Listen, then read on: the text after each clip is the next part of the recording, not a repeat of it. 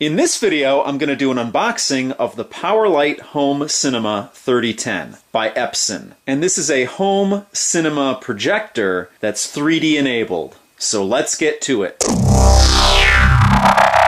Now, I got this projector on clearance from Best Buy. And the reason being is because they came out with a new model. And I got this one for about $1,250. Much more expensive than my Acer projector, but this projector does full 1080p and it's 3D enabled.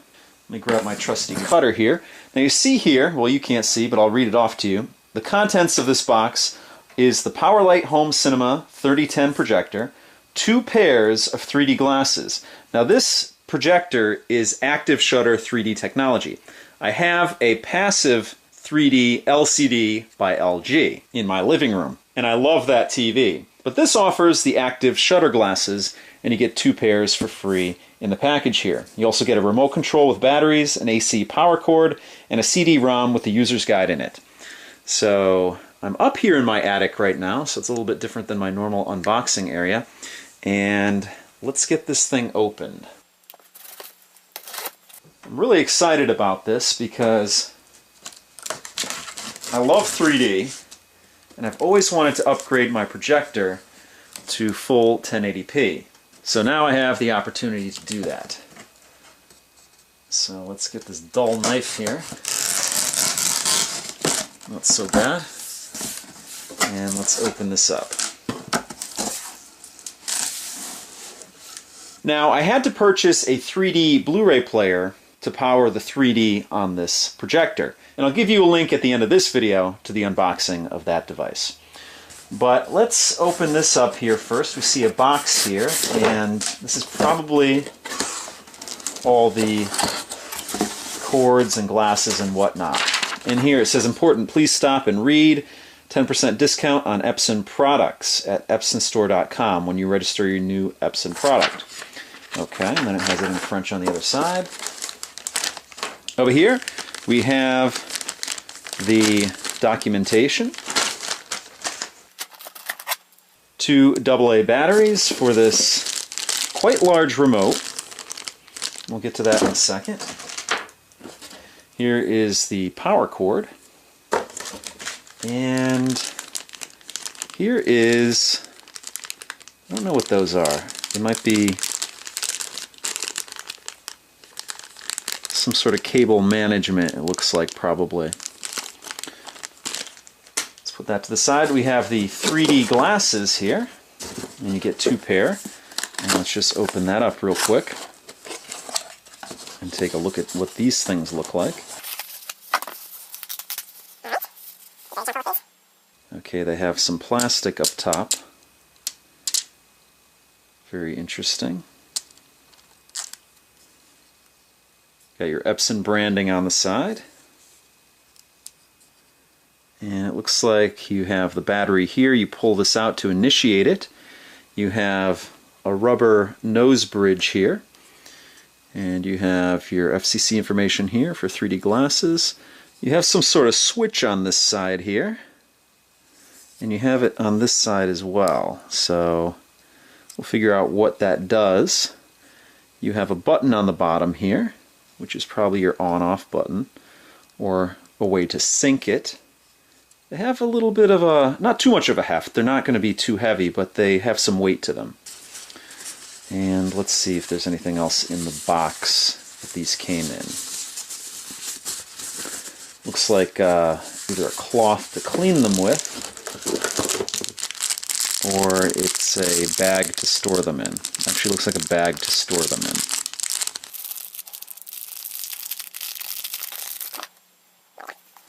Nice satiny bag to put them in. And then what else do we have? Okay, it does also come with a cleaning cloth and some documentation here.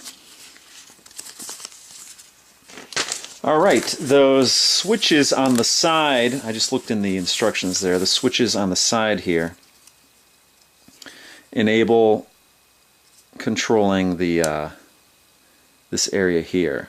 So if you look here, it's actually a mechanical switch that pushes this in or out. and that will push this more in towards your face or further out depending on the size of your head. So that's just basically for comfort there. Alright, let's put that to the side and let's see what else we have in the box here. It looks just like we have the projector here. I don't know if there's anything else. And let's see if I can get this out without too much trouble. Okay, it looks like it lifts straight out here, which is actually very smart. A lot of companies could take some notes from this. It actually pulls the styrofoam right out of the box, which is very cool.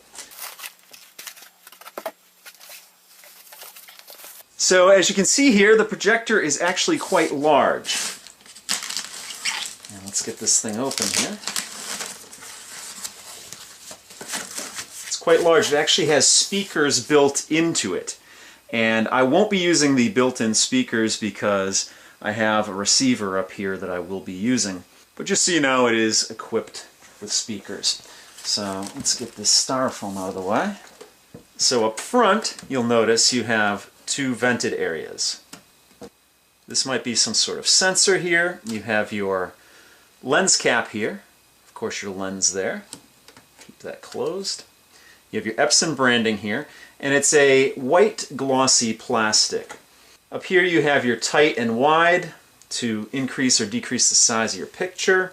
You also have another lever here, which probably is your focus. And then you have another lever here, which looks like when you have a projector, sometimes you end up having to adjust the screen because the projector might not be projecting straight, 100% straight onto your screen. So sometimes you have to adjust the image, and that looks like that's what that is. In here, I would assume, is where the bulb is here.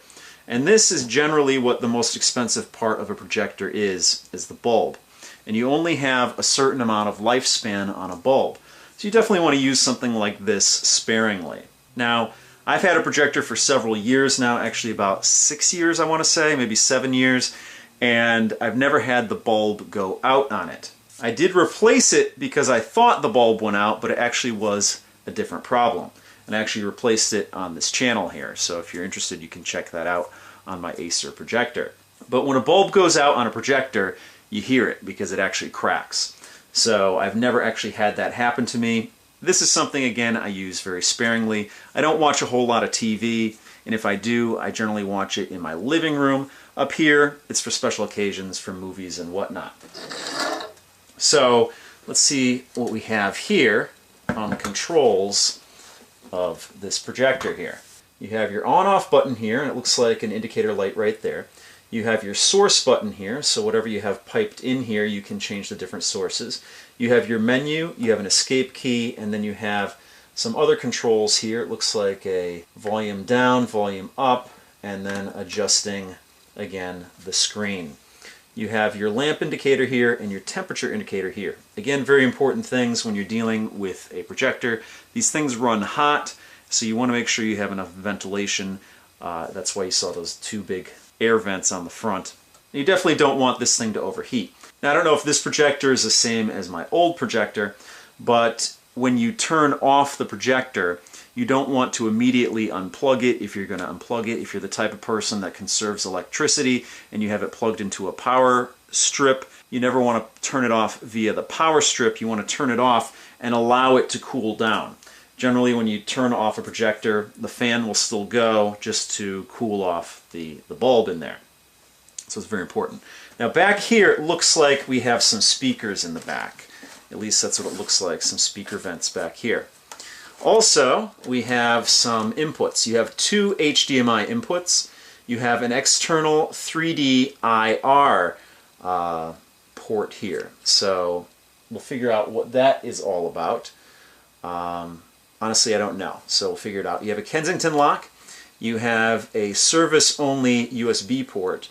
You actually have two USB ports. One's a micro, and the other one's a regular size. You have your component in, you have your composite in, and then you have your PC in, and then you have an RS-232C port here. Basically, the sides are blank. Okay, on the bottom here, you have 2 feet here. They're adjustable. You can bring them up or down. And that's, again, with a projector, you want to adjust it so that it's going to project on your screen and give you the optimum picture. On the back here you have one rubber foot. You also have 5 mounting points. So a lot of the times with a projector, you want to mount it on the ceiling. I'm going to be putting it down on a piece of furniture. There might be a time when I do mount it on the ceiling. I'm going to be changing some things up here in this attic, but that day is not today. So the bottom is a matte white plastic, and that pretty much gives you a tour of this projector here. So let's check out this large remote control. Now up top here you have an on button, you have a standby button, you have a what looks like a brightness button, you have your sources here, and one of them is USB up here.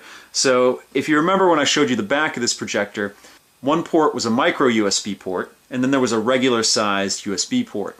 I'm assuming the regular sized USB port you can actually use as a source, so that's interesting. You have your 2 HDMIs here, you have a wireless HD here, component, video, and PC. You have your play controls here, which is interesting. I don't know if this links up to one of your devices or not, but you have a play button, fast forward, rewind, previous chapter, forward chapter, pause, stop, link menu, and a mute button. HDMI link, and then your volume controls there. You have a 2D, 3D button there, a color mode button there, a memory button, and then you have a directional with an enter button in there. You also have a default menu and escape button, and on the bottom it says auto iris, RGB CMY, aspect, split, pattern, user, and AV mute. So quite a beefy remote. Let's put in the 2 AA batteries that are included here.